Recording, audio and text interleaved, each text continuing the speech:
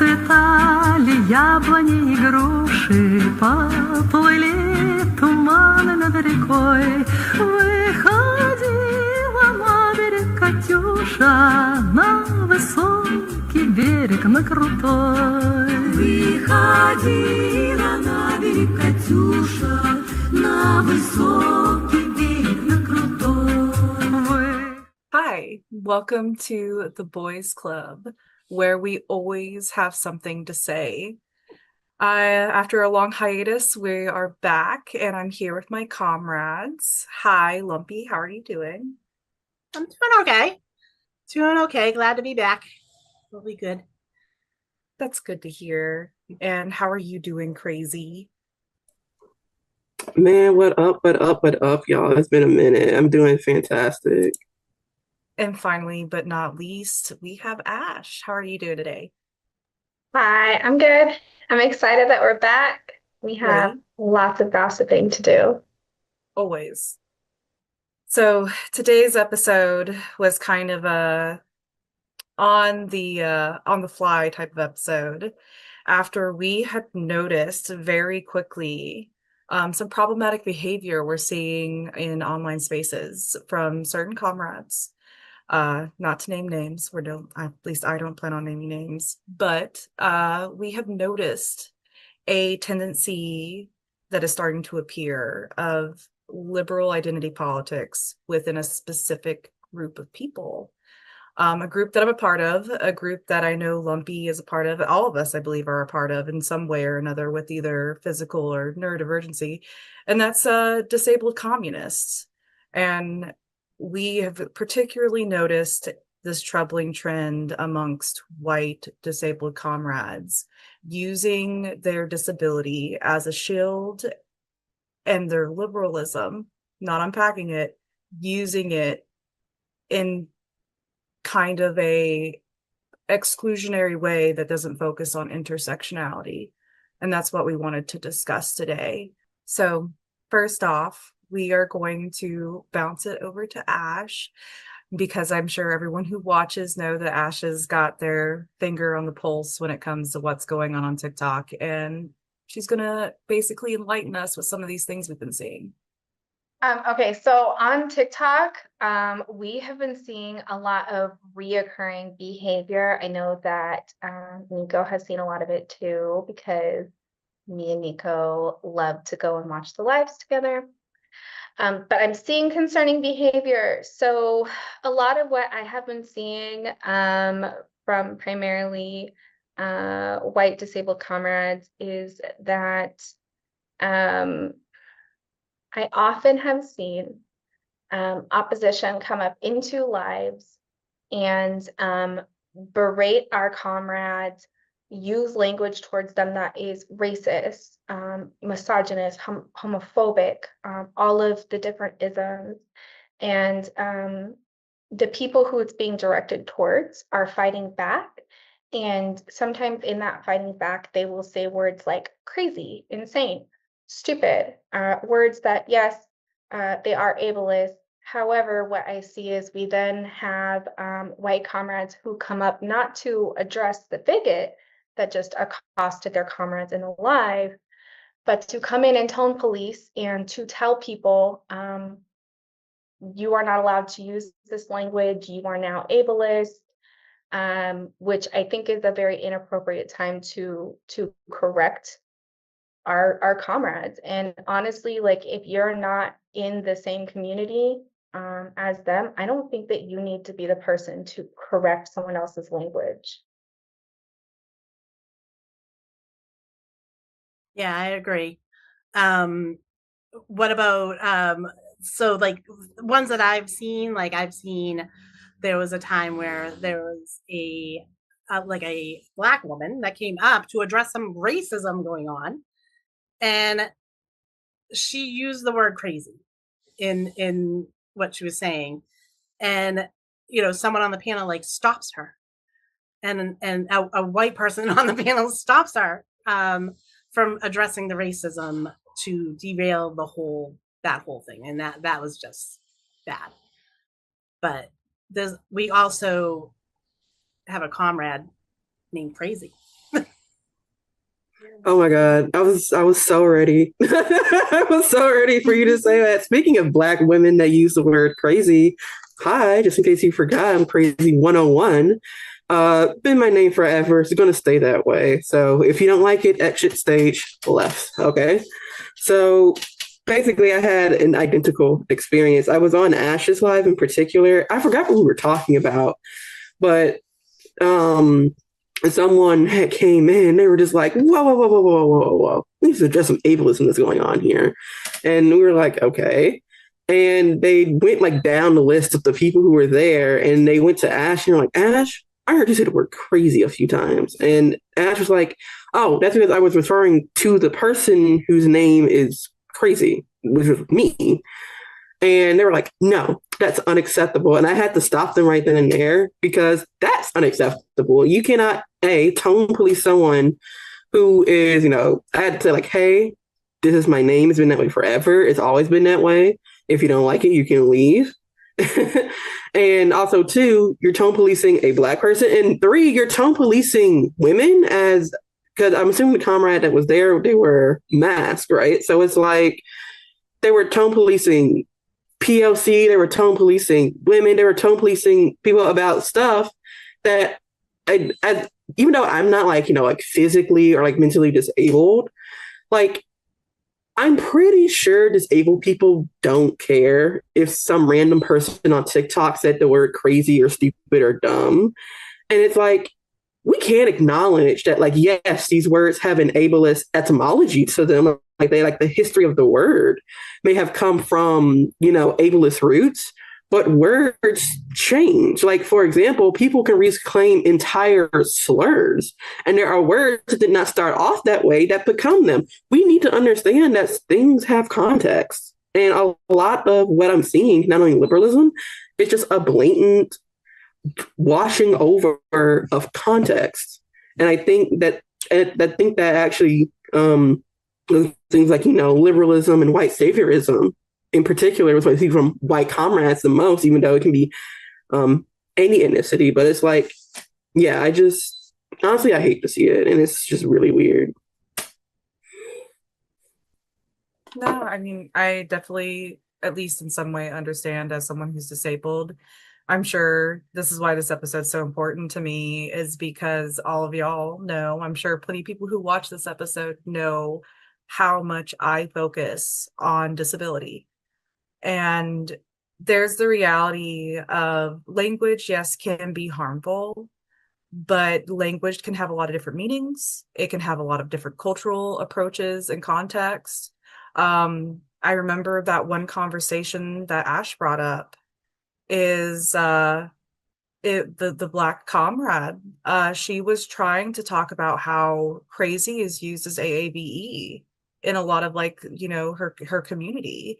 And it seemed like they were unwilling to acknowledge that at the end, for them, the core of the issue was ableism, and it was coming from a Black woman, and it coming with someone who was critiquing her, who was a white person. And I'm like, we are completely ignoring the intersections of this conversation and the power dynamics are involved. What can she say that is like with that word that could actually materially affect you? And let's be honest, nothing whatsoever, except for some hurt feelings. Yeah, absolutely. And I've seen lately that it go even further. Within I'm sorry, I find this behavior to be really egregious. What I'm about to bring up is in a 24-hour time span, I saw 3 comrades go up in different lives to correct the word, I think it was like stupid or dumb, and come up and argue with someone about whether or not they should use the word, and then to try to make their point. They were telling them things like, well, if you say the word like stupid and you don't care, like, do you say other words?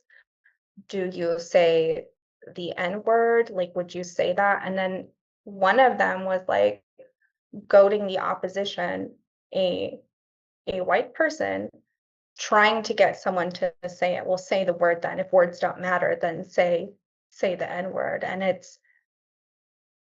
I don't know. I don't think that's okay at all. No, it's horrible. Yeah, just to comment on that just a little bit. It happens so much in so many different communities for so many weird reasons, where someone trying to make a point about how bad something is will constantly bring up the N-word, and particularly like harm and racial violence towards Black people. And it gives a very exhausting existence of like, why the fuck do we keep bringing brought up in conversations that ultimately don't have anything to do with it? Like, yeah, there's intersectionality of like race and disability and language, yeah, blah blah blah. But like, what does someone saying stupid on TikTok have to do with Nazis yelling the N-word at Black people? Like, can we please come to reality and put everything up to speed?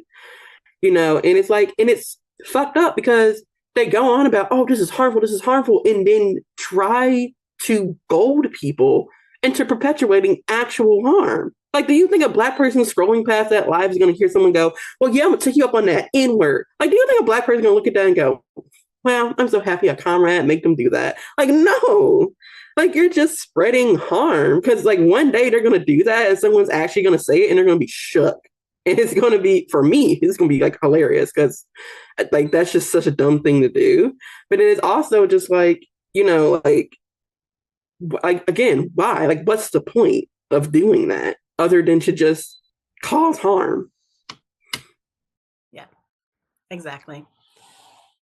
Yeah, I was just gonna say real quick, I think in those scenarios, it kind of shows how people are trying to use their disability as a shield, in the sense of, okay, well, if I make it seem like these words are on the same level as a slur like that, it means that you can't come at me in certain ways. So I can use my disability and my advocating for disability as that shield to protect myself. And I don't want disability advocacy to boil down to something like that. Yeah. No, it doesn't help at all. Do you want me to go into the anti-ableism manifesto and talk about that? Yeah, absolutely. All right. So anyhow, the Anti-Ableism Manifesto is by Tiffany Shew. Shew has a brachial plexus injury, which, as a person who has ulnar nerve injury, which comes from the brachial plexus, and also have a pinched nerve that affects my brachial plexus, I can say it's a pretty, debilitating. It can be very debilitating, and so yeah, she has dealt with that. She also has, she brings up using your privilege, and she does have privilege, even though she's an Asian woman who has a disability. She has worked for Bloomberg and Goldman Sachs and places like that. So that's what she was like, writing this book from that aspect of like, I have my privilege, so I'm going to write this book out. All right. She also started a social enterprise that's a for-profit business with the objective for social change. So she's definitely uses capitalism in her answers to anti-ableism. So this book was a TikTok recommendation, in particular from the group that we are mentioning here. I'm calling them disable reductionists, I guess, because disability reduction, I don't know what that, like, they're trying to reduce it down to, that, because I've heard them use misogyny. I've heard them use other things. And I would say, like, trying to get someone to say the N-word is using racism. I don't know. I that's how I view it anyways. So, if you're only worried about, how people are talking around disability or using, terms that are in the lexicon, I don't know what to tell you. I don't like, that's not going to change anything. So I got through the first 6 chapters. I realized I wanted to actually compare this to what Nico and Collective recommends, the book called A Very Capitalist Condition, who is by Roddy Slorach. And that's a Marxist analysis. So I went and I reread, I didn't get through the whole book, but I reread most of it so I can do some comparison at the end. The Anti-Ableism Manifesto book is very liberal in its approach, and though Yu does bring up intersectionality, which gave me hope, she lacks explaining what that is precisely, and I don't feel she explains how it applies to even herself very well. You gave a very basic definition. In the intro, she brings up intersectionality as a term coined by Kimberly Crenshaw to highlight the ways in which different aspects of our identity create a compounded experience of oppression. But then in chapter 7, which she titles Disability Intersectionality, making it about disability, she goes without further explaining about the concept overall and places the emphasis of intersectionality on disability. Failing to explain the core idea of intersectionality, which is identity factors such as race, gender, class, ability, etc., don't exist by themselves individually, but instead they intersect, forming a whole that is a different from the individual parts. So Crenshaw, the person who first explained intersectionality, is a Black woman who wanted a way to show that a person can experience more than one kind of oppression.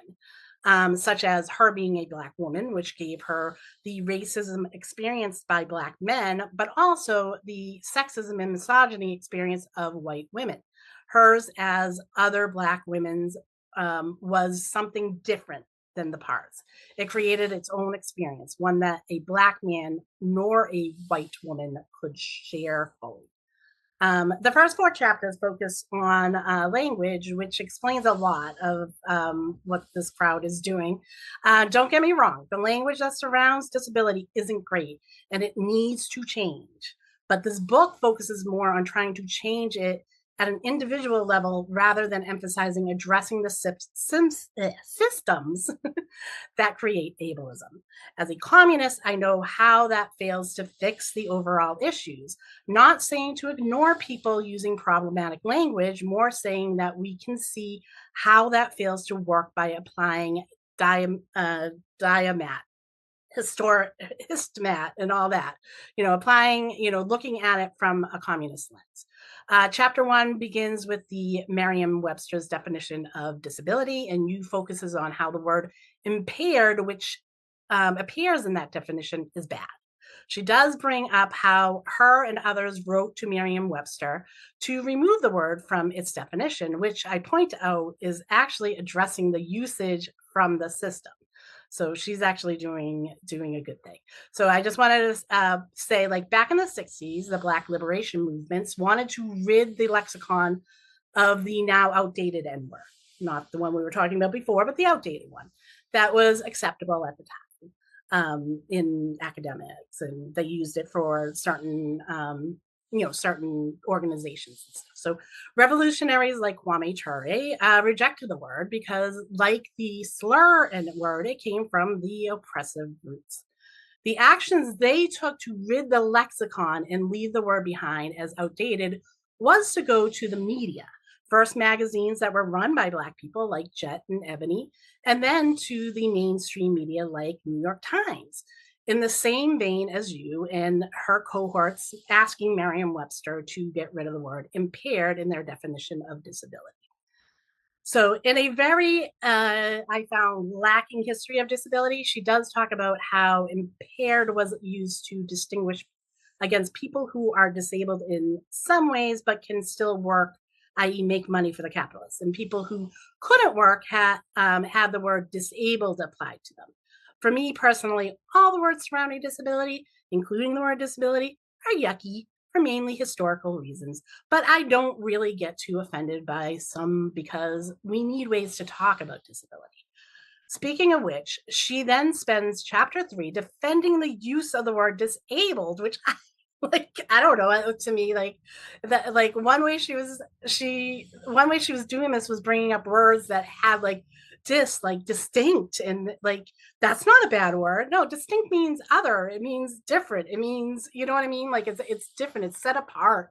So it's not a positive nor negative, it's a neutral word. And so trying to take this whole chapter to be upset about the word impair, but then like this whole chapter be like, be good with the word disability.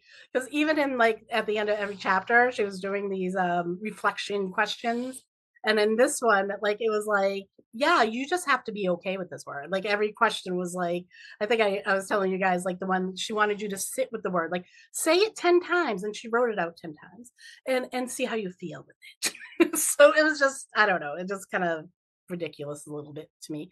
Chapter 6 is the models of disability, which I just want to go through quickly. And as Nico pointed out, when I showed Nico these, the models, Nico was like, wait a sec, a lot of those fall under medical, and a lot of those fall under social. So like literally it could have just been 2 models, but I just want to share with you what she had. So the first one she mentions is the medical model, which sees disability as a defect that needs to be fixed. Under this description, I want to point out just one of the problematic things she said about a disability she doesn't experience. She brings up a CEO making some declaration to her about how cochlear implants should eradicate deafness. And in her response, she talks about deaf culture, which I highly doubt she knows anything about. I don't know much about. I know deaf people, and I don't know much about their deaf culture, and how many people can't afford to get them, yet does a poor job of linking this to capitalism because she separates this medical model from the economic one. But overall, fails to mention that the fact that not all forms of deafness can even be fixed by this. Like it shows her and the CEO's misunderstanding. Go ahead, Nico. I also just want to pause real quick and make it clear. I'm sure like also Comrade Crazy is going to say something about this. Part of ableism is believing that people want to remove the impairment or disability. There are going to be people who are deaf who have no interest in hearing. There are going to be people who cannot walk who have no interest in like getting technical legs, on and on. And part of ableism is the idea that it is inherent in people who deal with different impairments that they would want a cure. Yeah, you're right. So the next model she goes through is the charity tragedy one. So this views disability as a tragedy and views the disabled as people who need pity, which gives off white saviorism and takes away from disabled people's independence to rely on the kindness of others. This model exists because of capitalism's failure to provide for all and is needed mainly because of the medical model. The economic model is, I'll give her kudos for mentioning this model is tied to capitalist system, but this truly is part of the medical model and shouldn't be separated from it, like Nico had mentioned, because capitalism is what drives the medical one. This is a whole money-making schemes model, like the creation of workhouses and private insurance companies. So then the moral model is disabled people are morally responsible. So this is like the church and, like superstition, surrounding disabilities or something like that, like coming from that. But that still happens today. Like you can look through what happened during AIDS. You can even look through what happened during COVID. So then you finally brings up the social model, but only gives it 2 paragraphs, which everything else had more paragraphs, I'm just going to say. So I know Nico will go through this. We're gonna talk a little bit about the book that I brought up, A Very Capitalist Condition, next. So she'll go more through this model extensively. So for now, I'll describe the model is based on the fact disabled people are made and viewed as disabled by society and their environment rather than by their own impairments. Such as, I'm a disabled person because my progressive illness got to the point I was no longer capable of making enough profit for the capitalists I worked for. So, but I'm still able to do work. I'm a caregiver for my dad. I do stuff for my community. I am able, I am valued and appreciated by my community, so like, I'm not made to feel like that under capitalism. So then she brings up the human rights model, which I still think that this would fall under this social model. She describes this as one step further than the social model. She says disability is a natural part of human diversity and must be respected and supported in all forms, which you definitely get from the social model. And then she has an affirmative model, which is a different way of living in and experiencing the world, one not characterized by its disadvantages any more than its advantages, which would fall under pretty much the social model. And then she has the last one is the identity model, which highlights disabled people in a unique community with a positive culture worth celebrating. Under this model, the disability community is a source of pride, and we share a common disability culture, which is weird to me because I like bringing up like deaf people and blind people and people that don't have limbs, people that are in wheelchairs. I'm disabled. I don't share the same culture as they do, as Nico was, talking about, like, when she brought up the deaf culture, like talking about, there's people that, don't, it's been talked about that they don't want to do that. So I don't know about this identity model. I don't really feel great about that one, but I still, it's still somewhat would follow under the social model, I guess. So despite some of these, and even her saying that they're problematic, especially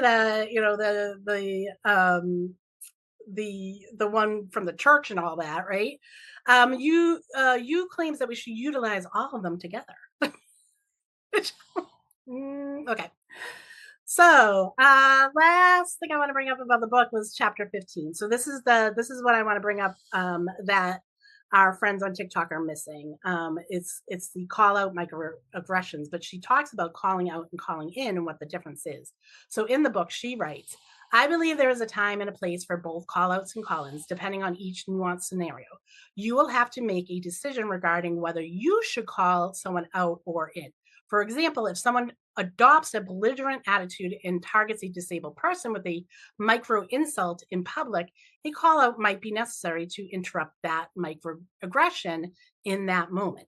However, if a friend engages in a microaggression in the workplace or on TikTok, and there is a prior relationship and mutual respect between the two of you, you might choose to call them in to prioritize their education. So that is what I feel like our friends are missing. So all I do is call out people for using words that need to become outdated, like stupid and dumb.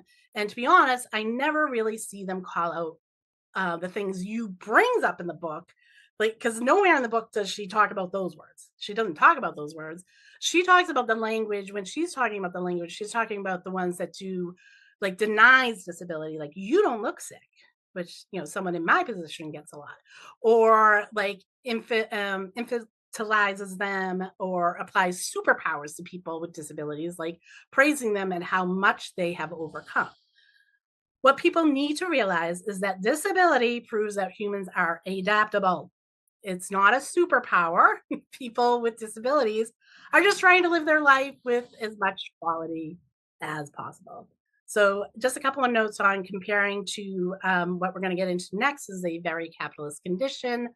I found that you brought up a couple of things that we've done in the United States now, based in the United States, so focuses on the United States, where Slorach is in the UK, but actually talks about the full world.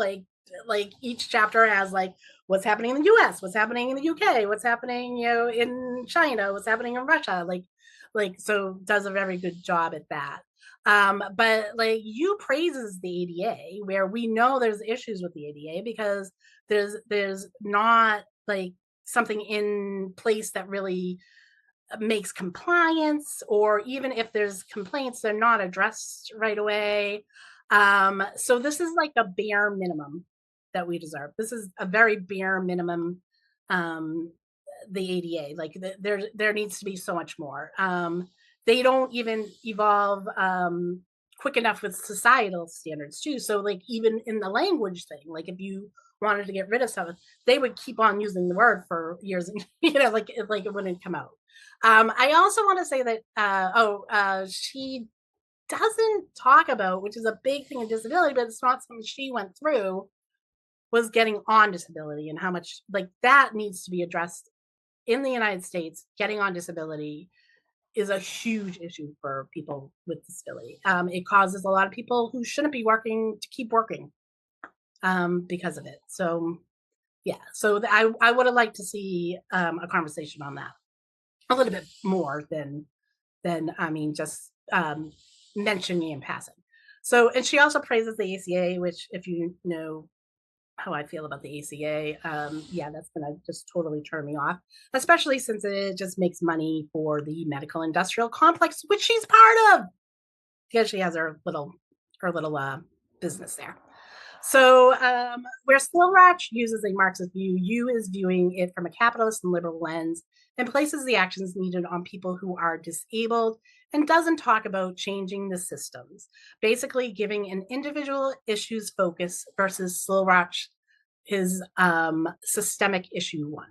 And I really appreciate that Slorach gives an in-depth history about disability, which I think we can call a people's history of disability. That's what I decided.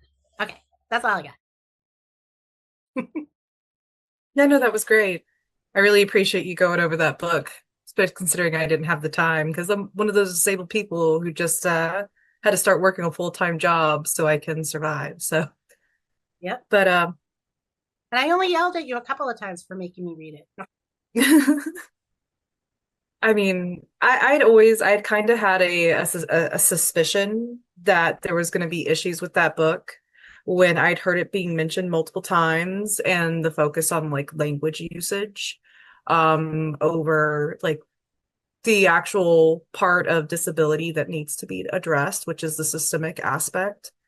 And I guess it's where I will move forward into the social model of disability in Roddy Slorach's book, Very Capitalist Condition, unless Ash or Crazy, you have anything you'd like to add before I start talking about it. Yes, Nico, I do have many things that I want to talk about. Yeah, because some of the things I talk about goes into capitalism, so why not? So you were going over like the many different models, right? And things like, social model, economic model. Obviously, I do agree with your critiques as well, that it keeps trying to like divide like disability up into these like cute little boxes, and it's like it just, again, it ignores intersectionality, which literally fixes all of that, like because it goes into dialectical materialism, which is the very basic idea that everything is constantly in motion, dialectics, and that everything exists, and because of that, everything has an effect on everything else. Nothing exists in a silo. Nothing exists by itself.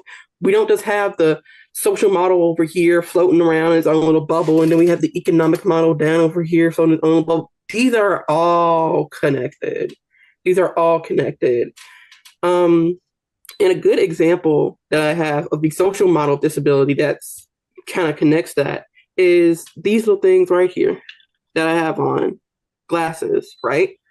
People with glasses are not considered disabled, right? I don't get disabilities from these. I don't gain any sort of, accommodations or anything. Like a good example to show that how necessary these are is that when you have glasses and you have on your driver's license that you cannot drive without them, it is literally illegal for me to drive without these glasses. If I go somewhere and I get pulled over and the police looks at my stuff and they look at my card, my ID, and they go, "Why don't you have on your glasses?" And it's like, "No, because I don't want to." I will literally get arrested because that would be a harm to myself and other people on the road because I literally cannot see properly enough to drive.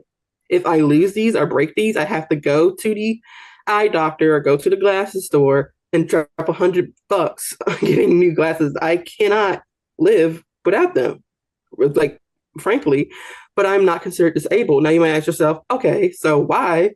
That is because of glasses.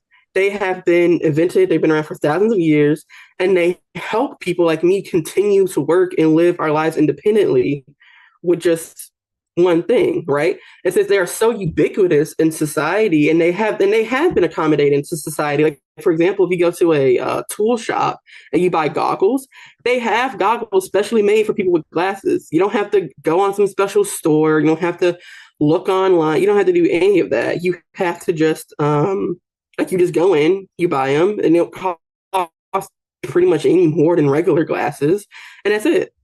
And they are so widely accommodated in society. No one questions you if you have them. Like, yeah, when you're a little kid, it's like, oh wow, you look blind. Oh my god! Like, they were trying your glasses, but it was nothing more beyond that. And that stops at childhood because everyone learns at a certain point. Okay, people have glasses. That's just normal, right?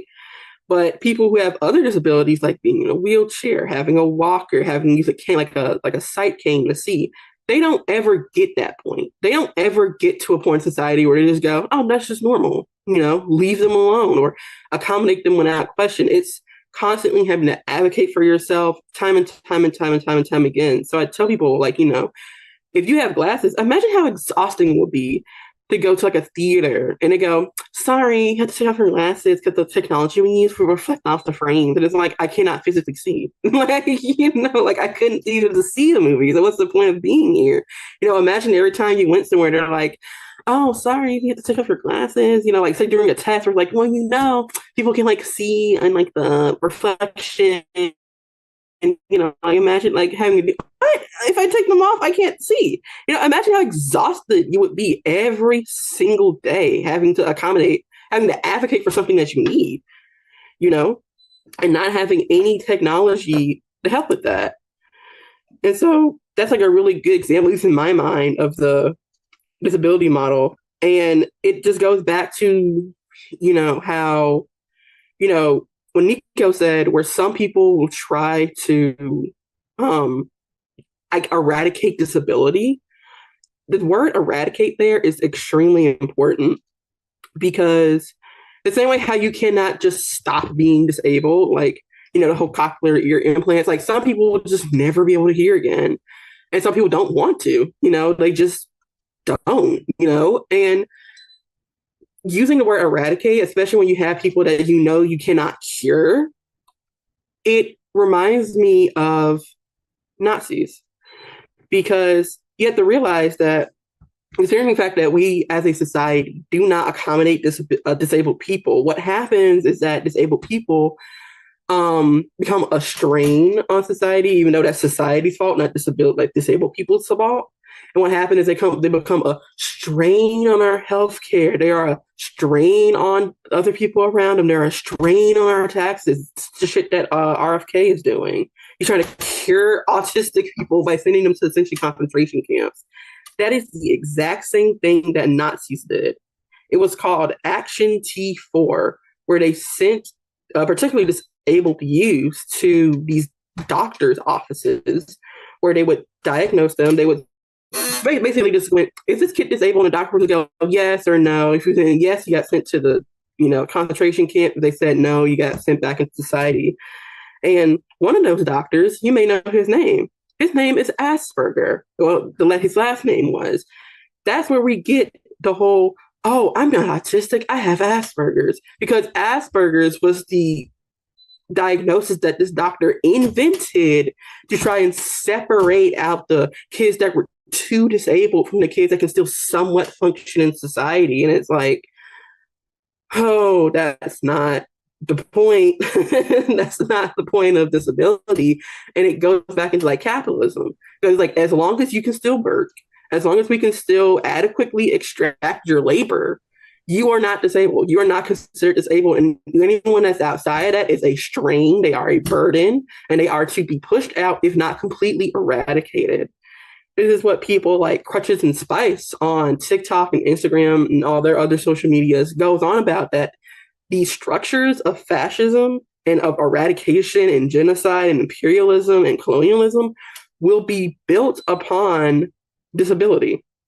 That's, again, all the things we're seeing they're doing to disabled people, they are literally going to do it to able-bodied people. They're going to do it to everyone. Because if they can do it to the people that can't defend themselves already, then of course, that's how we have Republicans trying to pass this like Trump derangement syndrome, which is like this fake mental illness that just comes from you not liking Trump.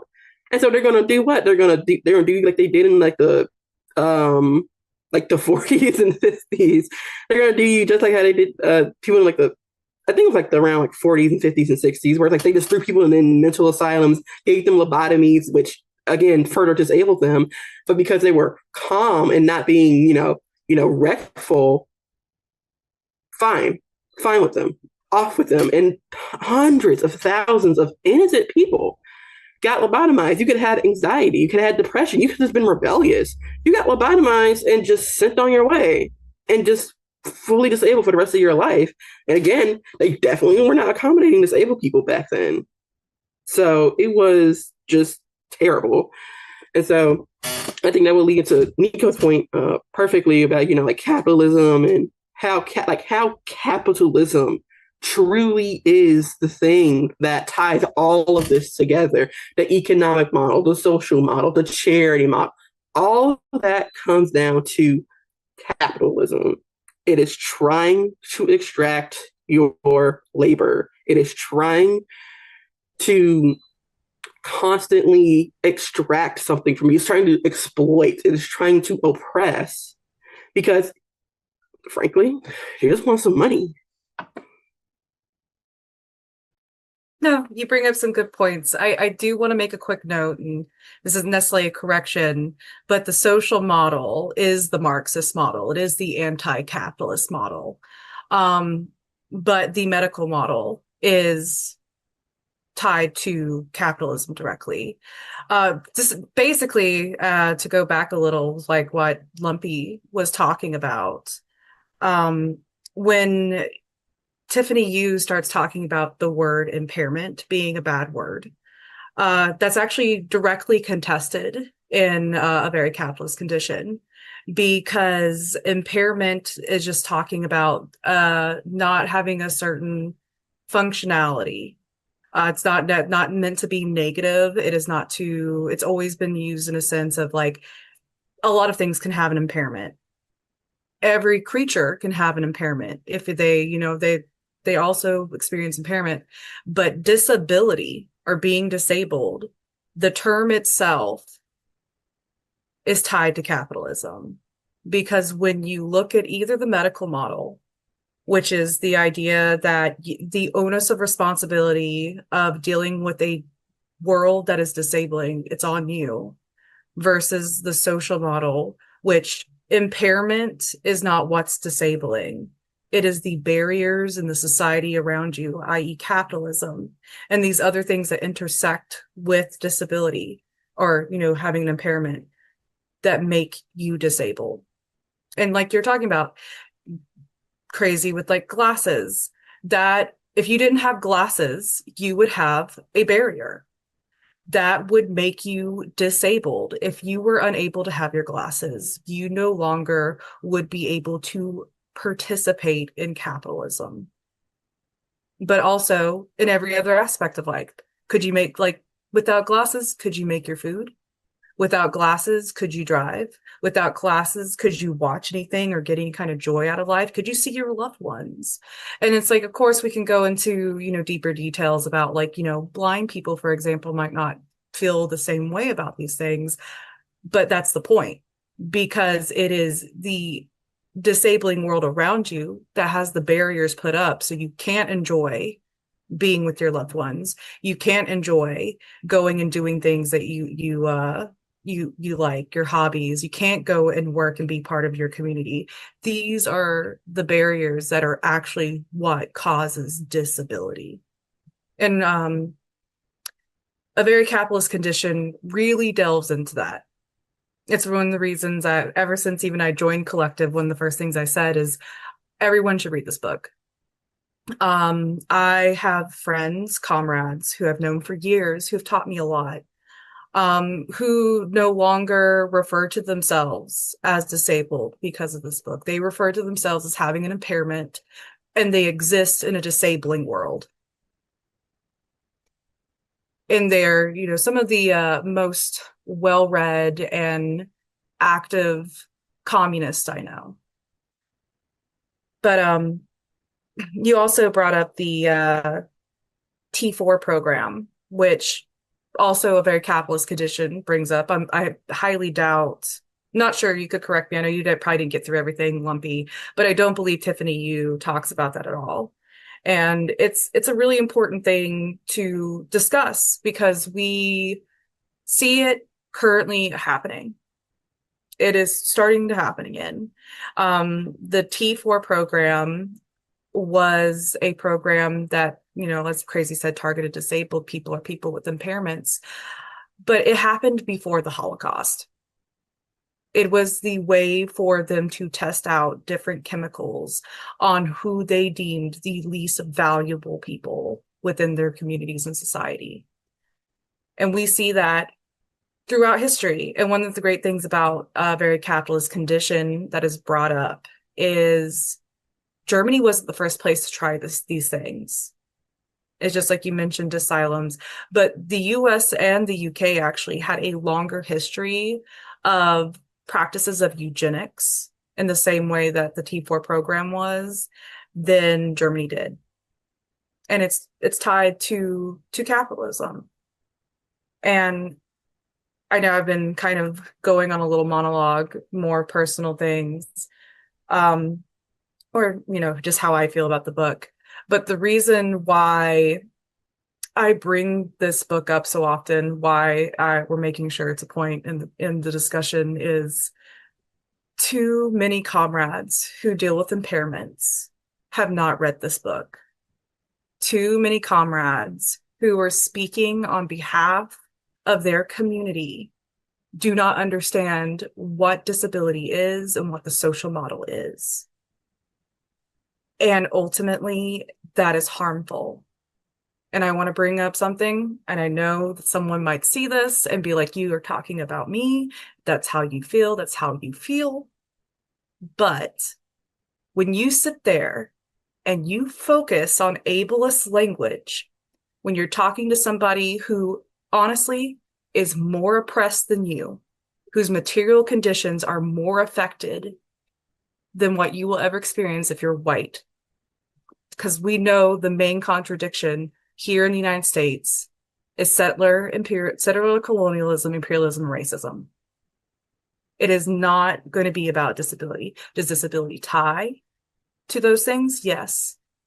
But when you sit there and you find it more important to correct someone about an ableist term while serious discussions are going on, and this is not me saying that ableism is not serious, but then you start over speaking, you start interrupting, you do not offer accessibility tools to the own thing that you want to educate on, guess who is putting up the barriers?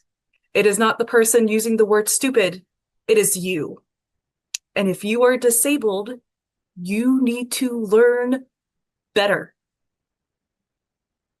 I go into a lot of these lives and I will even say it. I will try to understand what is going on so I, as a disability advocate, can help talk about what's going on. And I can't hear what is even being said because I have auditory processing issues. You're putting up a barrier for me to help educate someone.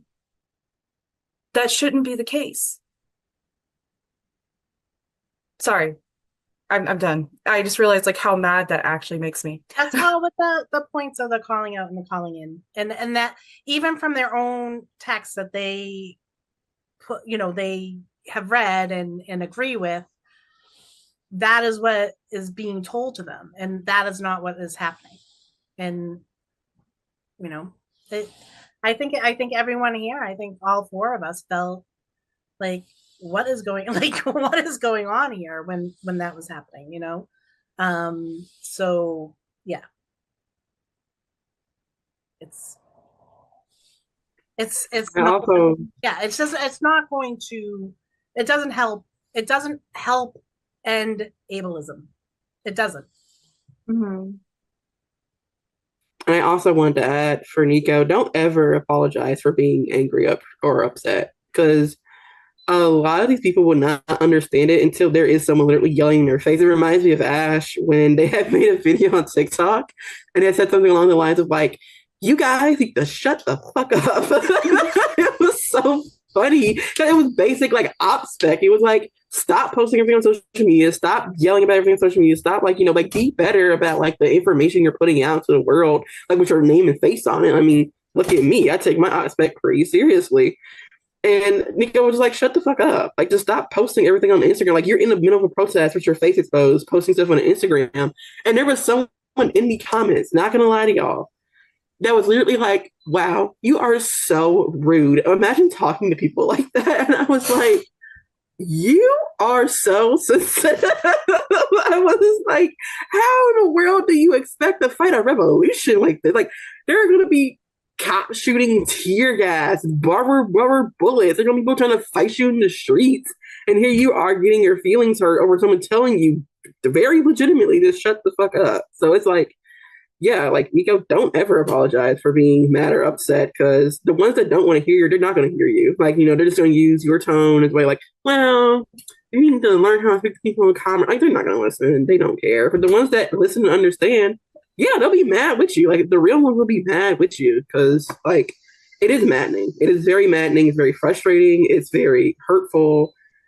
And seeing these people trying to be superheroes when in reality they are the supervillains, if you will. Like, it's just so, it is mad. We would make anyone that actually cares deeply about these issues, it would make them very mad. So yes, be mad, be angry. I love everything that you said, Nico. I want to second what Crazy said, like, don't ever apologize ever.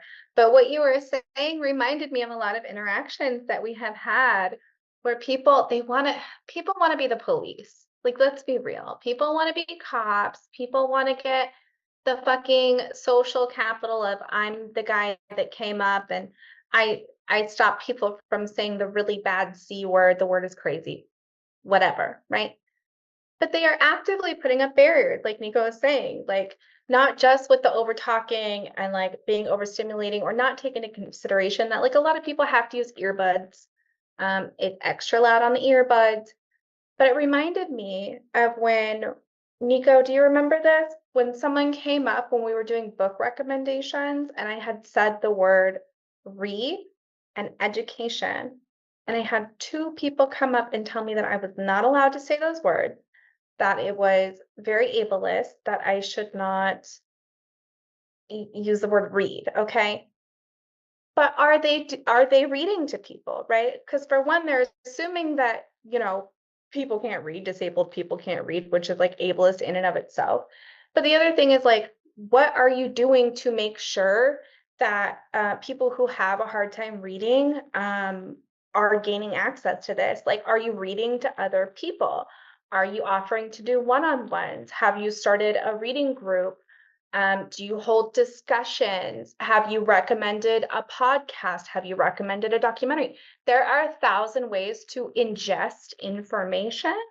And I feel like if we're all comrades and we all have the goal of like, let's bring this information to the masses and make it accessible to everyone, then like, why did you come up and derail the conversation when you know damn well that we are helping provide access? Everybody at Collective helps with that. And the other thing is that, like, you just, like, who would want to hang out with us after you did that? Nobody's going to hang out with us after you did that. Like, you should know that when we say read, we really just mean ingest. We want to help you ingest information. But it reminded me of that. Sorry for the long yeah. No, I think that's a great example. And I'm going to bring up another quote from, I'm probably going to misquote it slightly. So it's going to be like my own version of the quote. But I know Lumpy's going to know what I'm talking about because we and Lumpy discussed this quote the other day. And I think it's a really impactful one. It brings up a lot of like a real good way of like thinking about ableism and how to address barriers.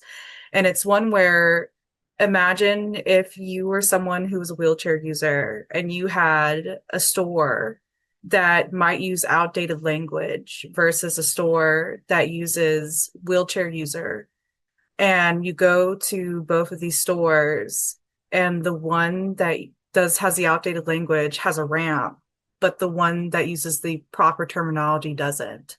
In the end, why is the over focus on like language and how we talk to people about, impairment more important than, making sure there's a fucking ramp? And speaking of ramps, out of all the points I said, I actually forgot to mention this one because Lumpy, you had the anti-ableist manifesto, and what's the word? And Nico, you had capitalist condition. There's a book that I recommended that's called Technoableism, and from the onset, it kind of explains itself. It's the use of technology to try to eradicate disability. And the ramp example, there's this video that I had saw, and it's so many videos like it. It's very ubiquitous when it comes to like wheelchairs and wheelchair users. There's like this wheelchair that companies all over the world keep redesigning, like reinventing the wheel, where it can like go upstairs and things like that. And it's like either like the wheels are very bouncy and they can crawl up the stairs, or they have like a little track on it that you can use to slide up the stairs or whatever. And I remember there was a video, I think I sent it to you guys, where it said something where it's like, this is a new wheelchair, new and improved. People with regular wheelchairs are limited to a world without ramps. And my jaw dropped when I saw that. What do you mean a world without ramps? Ramps are so easy to make. What are you talking about? Like, it was just so like weird to me because it's like we're investing all this money to make ramps, robot legs, stabilizers, crazy prosthetics. And it's like, I'm not saying we shouldn't make those things. Like the more things we can make to to give disabled people their independence back, the better. But we're doing it at the expense of just making the world more accommodating, period. Because at the end of the day, those things are going to be expensive. They're going to be limited to those who can afford it. And that's going to run along lines of disability, race, gender, all that. And we're making technology that, yes, that is more advanced, but it is still so limited to a small number of people. And if there's anything anyone needs to understand about disability, is that disability is one of the only categories of like minority abilities that you can enter into at any time. At any time. I leave you with the story of my own mother. She recently got kidney failure and she has to do treatments, right? And it's not like disabling to the sense where she can't do anything. It's just one of those things where it's like it complicates her ability to do work because she has to do it at home. I have to help her with that. If anything were to happen to me or anyone else, I would not be able to help her, meaning that she would have to go to a clinic, which means she would have to give up her job. It would spiral so out of control so quickly. And there's only like one main through line for all of it. And it's because society does not properly care for people who are disabled. This would not be an issue. Like, imagine if you could do it at work or something like that. It takes just 4 hours, right? Granted, it's 4 hours 4 times a week, but like this is not a hard problem to solve necessarily, right? They have machines that can be transported. They have, like there's so many different ideas where like maybe you can have rooms in places like where she works that where like someone can go off to the side, do whatever treatment it is they need to do for how many hours, and then just go back to work if they wish to, or maybe make it easier to do it at home, things like that. It's not impossible for her to do her job at home. So it's like, advocating for disabled people, even at your most selfish, is advocating for yourself in the future, because you don't know what's going to happen to you. You don't know what's happened to your loved ones. You don't know what's going to happen to those around you. Advocating for disabled people is advocating for yourself. It's advocating for everyone around you. And all you have to do is just give a fuck. It's really, truly not that hard at all. Yeah, it's like I say, it's not if, it's when. You know, and for me, someone like myself, I've always been disabled. So this has been my experience. I've always had impairments. It's every single moment of my life. I've had to consider what's going on with my body when it comes to interacting with the world. But a lot of people don't ever really have to think about that until it happens. And I've watched a lot of my loved ones, including my partner, kind of deal with the like reality of, oh, I'm disabled now, and the world is unwilling to work with me. And, you know, that's always been my experience. But yeah, it's why it's so important. It's like, yeah, no, do correct, change our languages if we can. But if you're someone who really wants to change things, it could be small things. Start adding captions to every video you make. Make sure if you have an image that you have an image description. Look at the things you're doing and ask people, like, how can I make things more accessible? If you're someone who hosts lives, see what, you know, your disabled comrades could benefit from, you know, experiencing your lives in a better way, since this is education. Go and see and talk to your disabled neighbors and see what in your community needs to be addressed, because you have neighbors, I guarantee you, because I've known those people, I've been that person. You have a neighbor, you have someone in your community who can't even get out their front door, and they get forgotten. And they are the ultimate victims to capitalism and those barriers that are put up by disability and capitalism. And I know a lot of other disabled people, you go through pain, you go through a lot of mental strife. There's a lot of things on our plates right now, but we need community. And those are some of the things you can do. And the last thing we need is to ostracize people, even ostracize. I can't speak right now, but we don't need to make people feel isolated in an already alienating world. And of others, people that you're attacking for using those words are more marginalized, more oppressed, and most likely disabled, just like you. So yeah, no, I like I think like the focus, I think like I said with the book that they are focused on, it was so heavily on the language. I can see where, you know, they are getting it, you know, getting some of it wrong, but they're also not actually reading through and listening to what you has said about like calling out and calling in, and a couple of other things that I saw that were like smaller things. But yeah, I just I think that people um need to, you know, do more calling in. If that's your thing, like call a person in. If you know the person, do not derail a conversation that's going on about racism with because someone used a word you don't like. It's not, this is not going to change people. It's not going to change people. The only way that you can change the language is from the system. You're not going to change it individually. It's just not going to happen. It's not. So Yeah, does anyone else want to say anything before we possibly wrap this up? Yeah, stop being liberals, please. Focus on like material achieving things. 100%. Yeah, I was gonna say the same thing. Where it's like, you know, like y'all, please stop being a bunch of liberals. I think you did really good. It was Nico or Ash where you said like they act like cops. You know, like you may not protect physical capital, but you definitely are trying your hardest to protect social capital, right? And y'all act like a bunch of little jackboots, man, and you're not even good at it. You know, it's like, yeah, like when it comes to like the ACAB thing, they have this saying where it's like, kill the cop in your heart, you know, kill the cop in your heart, kill the cop in your mind, and probably kill the one down the street too while you're at it. But, you know, we can't talk about that. So, you know, stop being a liberal, stop trying to police people. If you are going to police people, at least do it right.